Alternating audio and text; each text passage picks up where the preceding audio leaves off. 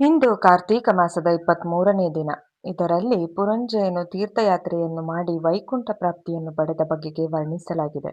ಜನಕ ಮಹಾರಾಜನು ಅಗಸ್ತ್ಯರನ್ನು ಕುರಿತು ಪುರಂಜಯನು ಹುಣ್ಣಿಮೆಯಂದು ಮಾಡಿದ ಕಾರ್ತೀಕ ವ್ರತದ ಪರಿಣಾಮವಾಗಿ ಧರ್ಮಬಲ, ದೈವಬಲಗಳನ್ನು ಹೊಂದಿ ಪುಣ್ಯವಶಾತ್ ಯುದ್ಧದಲ್ಲಿ ಜಯಶಾಲಿಯಾದ ನಂತರ ಆತನ ಪ್ರವರ್ತನೆ ಹೇಗಿತ್ತು ಹಾಗೂ ತಾನು ಕಳೆದುಕೊಂಡ ಧರ್ಮಬಲವನ್ನು ಹೇಗೆ ಹಿಂಪಡೆದನೆಂದು ಕೇಳಿದಾಗ ಅಗಸ್ತ್ಯ ಮಹರ್ಷಿಗಳು ಈ ರೀತಿಯಾಗಿ ವಿವರಿಸುತ್ತಾರೆ.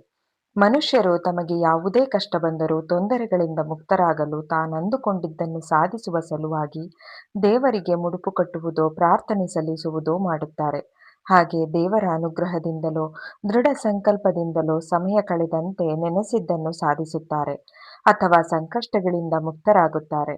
ನಂತರ ತಾವು ಕಟ್ಟಿದ ಹರಕೆಗಳನ್ನು ತೀರಿಸಿ ಕೃತಜ್ಞ ಭಾವವನ್ನು ಹೊಂದುತ್ತಾರೆಯೇ ವಿನಃ ತಮ್ಮ ಪ್ರವರ್ತನೆಯಲ್ಲಿ ಯಾವುದೇ ಬದಲಾವಣೆಯನ್ನು ಸಾಧಿಸರು ಮತ್ತು ಯಾವುದರಿಂದ ತಮಗೆ ಸಮಸ್ಯೆ ಉದ್ಭವಿಸಿರಬಹುದೆಂದು ತಿಳಿಯುವ ಗೋಜಿಗೂ ಹೋಗುವುದಿಲ್ಲ. ನಾವು ಕಟ್ಟಿದ ಹರಕೆಯಿಂದಲೇ ನಮ್ಮ ಕಾರ್ಯ ಫಲಿಸಿತೆಂದು ವಿಪರೀತ ಪ್ರಚಾರಕ್ಕೆ ಮುಂದಾಗುತ್ತಾರೆ. ಹಾಗಾಗಿ ಪುರಂಜಯನ ವೃತ್ತಾಂತವು ವ್ಯಕ್ತಿಯ ದುಷ್ಪ್ರವರ್ತನೆಯಿಂದಲೂ ಅಜ್ಞಾನದಿಂದಲೂ ಧರ್ಮಭ್ರಷ್ಟತನದಿಂದಲೂ ಪುರಂಜಯನಿಗೆ ಸಮಸ್ಯೆ ಉಂಟಾಯಿತು. ಆದರೆ ಭಗವಂತನ ಅನುಗ್ರಹ ಆತನ ಮೇಲೆ ಸ್ವಲ್ಪ ಸಮಯ ಇದ್ದುದರಿಂದ ಕಾರ್ತೀಕ ಹುಣ್ಣಿಮೆಯ ವ್ರತಾಚರಣೆಯು ಅವಕಾಶ ದೊರಕಿ ಪುಣ್ಯಫಲ ಸಂಪನ್ನನಾದ. ಹಾಗೆಂದು ಅಲ್ಲಿಗೆ ಸಕಲವೂ ತನಗೆ ದೊರಕಿತೆಂದು ತನ್ನ ಪ್ರವರ್ತನೆಯಲ್ಲಿ ಬದಲಾವಣೆಯನ್ನು ಮಾಡಿಕೊಳ್ಳದೆ ಇರುವುದು ಒಳ್ಳೆಯದಲ್ಲ. ಹಾಗೂ ಪಡೆದದ್ದನ್ನು ಉಳಿಸಿಕೊಳ್ಳಲು ನಮ್ಮ ಧರ್ಮಾನುವರ್ತನೆ ಸರಿಯಾಗಿರಬೇಕು. ಮತ್ತೆ ಮತ್ತೆ ನಮ್ಮನ್ನು ರಕ್ಷಿಸಿಕೊಳ್ಳುವ ಅವಕಾಶ ನಮಗೆ ದೊರೆಯದೇ ಇರಬಹುದು. ಹಾಗಾಗಿ ನಿತ್ಯವೂ ಭಗವಂತನ ಸೇವೆ, ಪೂಜೆ ಮತ್ತು ಧರ್ಮಾಚರಣೆಗಳನ್ನು ಅನುಸರಿಸುವ ಸಲುವಾಗಿ ಪುರಂಜಯನು ಏನು ಮಾಡಿದನೆಂದು ಇಲ್ಲಿ ಹೇಳಲಾಗಿದೆ. ವಿಜಯಲಕ್ಷ್ಮಿಯನ್ನು ವರಿಸಿದ ಪುರಂಜಯನು ಸದಾಚಾರ ಸಂಪನ್ನನಾಗಿ ಯಜ್ಞ ಯಾಗಾದಿಗಳನ್ನು ಕೈಗೊಂಡು ದೇವೇಂದ್ರನಂತೆಯೇ ಮಹಾವೈಭೋಗವಾದ ರಾಜ್ಯಪಾಲನೆಯನ್ನು ನಡೆಸುತ್ತಿದ್ದನು. ಹಾಗೂ ವಿಷ್ಣು ಭಕ್ತಿಯನ್ನು ಹೊಂದಿದ್ದರಿಂದ ಸತ್ವಗುಣ ಸಂಪನ್ನನಾಗಿ ಪ್ರಕಾಶಿಸಿದ. ಶ್ರೀಹರಿಯನ್ನು ಯಾವ ಯಾವ ಕಾಲದಲ್ಲಿ ಹೇಗೆ ಹೇಗೆ ಅರ್ಚಿಸಬೇಕೆಂದು ತಿಳಿದು ಆ ವಿಧಾನವಾಗಿಯೇ ಪೂಜಿಸಿ ಅರ್ಚಿಸಿ ಪುಣ್ಯ ಫಲವನ್ನು ಹೊಂದಿದ. ಶಾಸ್ತ್ರ ಪ್ರಕಾರ ವಿಷ್ಣು ಪೃಥ್ವಿಪತಿ ಎನ್ನುವಂತೆ, ಅಂದರೆ ರಾಜನಾದವನು ವಿಷ್ಣು ಸ್ವರೂಪನೆಂದು ವಿಷ್ಣುವಿನ ಅಂಶಾವತಾರನೆಂದು ಭಾವಿಸಬೇಕು. ಅಂತಹವನಿಗೆ ಭೂಮಾತೆ ಪತಿಯನ್ನು ಸಲಹಿದಂತೆ ಸರ್ವಾಯುಷ್ಯ ಸಂಪತ್ತುಗಳನ್ನು ನೀಡಿ ಪೋಷಿಸುತ್ತದೆ ಎನ್ನುವರು. ಹಾಗೆಂದ ಮೇಲೆ ರಾಜನು ತಾನು ಹಲವು ವರ್ಷಗಳ ಕಾಲ ಪೃಥ್ವಿಪತಿಯಾಗಬೇಕಾದರೆ ವಿಷ್ಣುವನ್ನು ಆರಾಧಿಸಬೇಕು. ಆಗ ಶ್ರೀಮನ್ ಮಹಾವಿಷ್ಣುವು ಹೇಗೆ ತನ್ನ ಗರ್ಭದಲ್ಲಿ ಪದ್ಮಾನುಭವನ ಭಂಡಾರವನ್ನು ಹೊತ್ತು ಪೋಷಿಸುತ್ತಾನೋ ಹಾಗೆಯೇ ರಾಜನೂ ಸಹ ಪೃಥ್ವಿಯನ್ನು ತನ್ನಲ್ಲಿ ಹೊತ್ತು ಪೋಷಿಸಬೇಕು. ಹೇಗೆ ಪಶು, ಪ್ರಾಣಿ, ಪಕ್ಷಿ, ಮಾನವರನ್ನು, ಪೃಥ್ವಿ ಮಾತೆಯನ್ನು, ಸಕಲ ಸೈನ್ಯವನ್ನು ಪೋಷಿಸುತ್ತಾನೋ ಅದೇ ತರದಲ್ಲಿ ಯಜ್ಞ ಯಾಗಾದಿಗಳನ್ನು, ಪೂಜಾ ಕೈಂಕರ್ಯಗಳನ್ನು, ಜಪತಪಾದಿಗಳನ್ನು ಮಾಡಿ ದೈವ ಕೃಪೆಗೆ ಪಾತ್ರನಾಗಬೇಕು. ಗೋಬ್ರಾಹ್ಮಣರನ್ನು ರಕ್ಷಿಸಬೇಕು. ರಕ್ಷಿಸಲ್ಪಟ್ಟ ಗೋವಿನಿಂದ ಧರ್ಮ ನಿಂತರೆ ರಕ್ಷಿಸಲ್ಪಟ್ಟ ಬ್ರಾಹ್ಮಣನಿಂದ ಯಜ್ಞ ಯಾಗಾದಿಗಳು ಜರುಗುತ್ತವೆ. ಇದರಿಂದ ಸಂತೋಷಿಸಲ್ಪಟ್ಟ ದೇವಾನುದೇವತೆಗಳು ಆಯಾ ಋತುಗಳಲ್ಲಿ ಆಯಾ ಸನ್ನಿವೇಶಕ್ಕೆ ತಕ್ಕಂತೆ ಸಕಾಲ ವೃಷ್ಟಿ, ಬೆಳೆ, ಅಭಿವೃದ್ಧಿಗಳು ಹೊಂದುವಂತೆ ಅನುಗ್ರಹಿಸುತ್ತಾನೆ. ಹಾಗಾಗಿ ಗೋಬ್ರಾಹ್ಮಣ ರಕ್ಷಣೆ ಅತಿ ಮುಖ್ಯವಾದುದು. ಹಾಗಾಗಿ ಭಕ್ತವತ್ಸಲನಾದ ಶ್ರೀಹರಿಯು ಯಾವ ಯಾವ ಕ್ಷೇತ್ರದಲ್ಲಿ ಯಾವ ಯಾವ ರೂಪದಲ್ಲಿ ನೆಲೆಸಿರುವನೆಂದು ಯಾತ್ರಿಕರಲ್ಲಿ ತಿಳಿದು ಸೇವಿಸಲು ಮುಂದಾದ. ಧನ ಧಾನ್ಯ ಸೇವೆಗಳನ್ನು ಸಲ್ಲಿಸಿ ಅನೇಕ ವಿಷ್ಣು ಆಲಯಗಳನ್ನು ಸಂಧಿಸಿದರೂ ಆತನಿಗೆ ತೃಪ್ತಿ ದೊರೆಯಲಿಲ್ಲ. ಶ್ರೀ ವಿಷ್ಣುವನ್ನು ಸೇವಿಸಬೇಕಾದ ಯಾವುದೋ ಒಂದು ಅಂಶ ಮಿಗಿಲು ಹೋಗಿದೆ ಎಂಬ ಒಂದು ದಿಗಿಲು ಉಂಟಾಯಿತು ಪುರಂಜಯನಿಗೆ. ಪೂರ್ತಿಯಾಗಿ ಪರಮಾತ್ಮನನ್ನು ಸೇವಿಸಿದ ಸಂತೋಷ ಉಂಟಾಗಲಿಲ್ಲ. ನಿರಂತರವಾಗಿ ಶ್ರೀಮನ್ ಮಹಾವಿಷ್ಣುವನ್ನು ಯಾವ ಕ್ಷೇತ್ರದಲ್ಲಿ ಸೇವಿಸಲಿ ಎಂದು ಪರಿತಪಿತನಾದನು. ಹಾಗಾಗಿ ಪ್ರತಿಯೊಬ್ಬರನ್ನು ಕೇಳತೊಡಗಿದನು.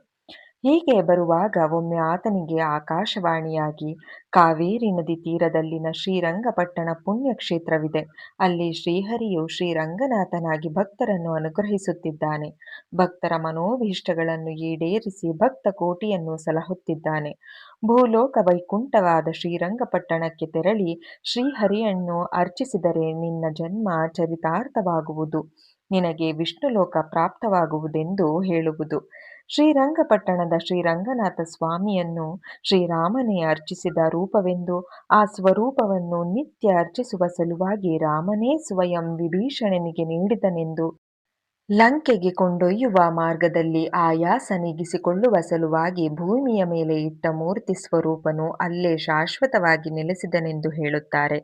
ಹೀಗಾಗಿ ದೇವತಾ ಸ್ವರೂಪಗಳು ಮೂರು ರೂಪದಲ್ಲಿದ್ದು, ಸ್ಥಾನಿಕ ಭಂಗಿಮ ಮತ್ತು ಆಸೀನ ಭಂಗಿಮದಲ್ಲೂ ಹಾಗೆಯೇ ಶಯನ ಭಂಗಿಮದಲ್ಲೂ ಇರುವ ಶೇಷಕಲ್ಪಶಾಯಿಯಾದ ಶ್ರೀಮನ್ ಮಹಾವಿಷ್ಣುವು ಹೇಗೆ ವೈಕುಂಠವಾಸಿಯಾಗಿರುವನೋ ಅದೇ ಸ್ವರೂಪದಲ್ಲಿ ಇರುವಂತೆಯೇ ಇರುವ ವಿಷ್ಣು ಸ್ವರೂಪದ ಬಗೆಗಿನ ಅನೇಕ ಪುರಾಣ ಕಥೆಗಳನ್ನು ಕೇಳಿ ಪುರಂಜಯನು ಧನ್ಯನಾದ.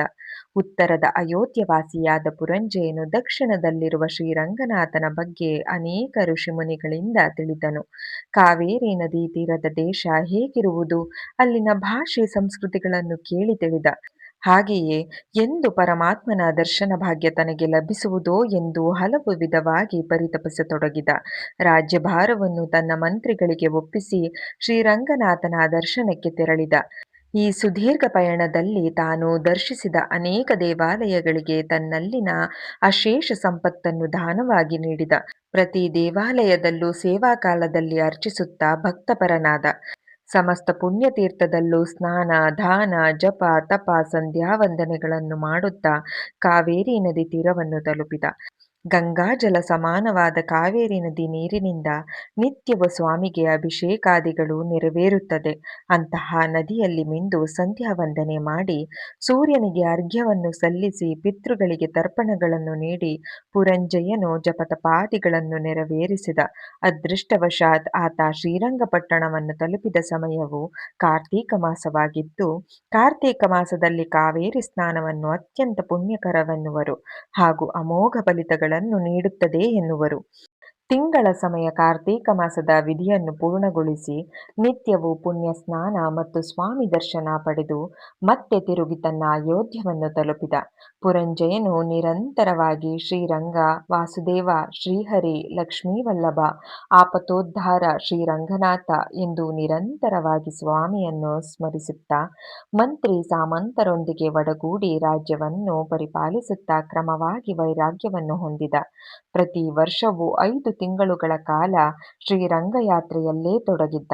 ಕಾಲಾನಂತರ ವೃದ್ಧಾಪ್ಯ ಒದಗಿ ವೈರಾಗ್ಯ ಹೊಂದಿ ನಿರಂತರವಾಗಿ ಹರಿನಾಮ ಸ್ಮರಣೆಯಲ್ಲಿ ಕಾಲ ದೂಡಿದ. ವಯಸ್ಸಾದಂತೆ ಭಕ್ತಿಭಾವ ಬೆಳೆದು ಪುತ್ರ ಪೌತ್ರಾದಿಯ ಮಮಕಾರವನ್ನು ತೊರೆದು ಸಮಸ್ತವೂ ಶ್ರೀಹರಿ ಎಂಬ ಸಮರ್ಪಣಾ ಭಾವದಿಂದ ವಾನಪ್ರಸ್ಥಾಶ್ರಮವನ್ನು ತಲುಪಿದ. ಮತ್ತೆ ಮರಳಿ ಕಾವೇರಿ ನದಿ ತಲುಪಿ ಸ್ವಾಮಿಯನ್ನು ಸೇವಿಸುತ್ತಾ ಸ್ಮರಿಸುತ್ತಾ ಶರೀರವನ್ನು ತ್ಯಜಿಸಿದ. ಪುರಂಜಯನು ಸಾನ್ನಿಧ್ಯ ಮುಕ್ತಿಯನ್ನು ಹೊಂದಿದ ಎಂದು ಹೇಳುವಲ್ಲಿಗೆ 23ನೇ ದಿನದ ಪಾರಾಯಣ ಸಮಾಪ್ತಿಯಾಯಿತು.